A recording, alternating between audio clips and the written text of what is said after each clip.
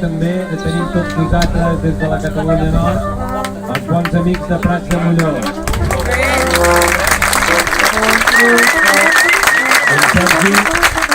Sergi Roca, del contrapàs de Prats de Molló, que ens explicarà dues cosetes. Bon dia a tothom. És un ple ser convidats aquí a Sant Pere de Caceres, amb vosaltres per aquest plec comarcal. Doncs us explicaré aquest ball que anem a presentar. El contrapàs de Prats de Molló. A l'origen és un ball religiós que es ballava a dintre de l'església, tot recitant les paraules de la Passió del Crist. Que això no s'ha perdut des de molt més de temps. I l'associació dels Amics de la Sardana que representem, nosaltres, són ells que ho han tornat a recuperar aquest ball que s'havia perdut després de la Segona Guerra Mundial i que s'ha recuperat un any després de la ciutat provilla de la Sardana Prats de Molló, seria el 1983.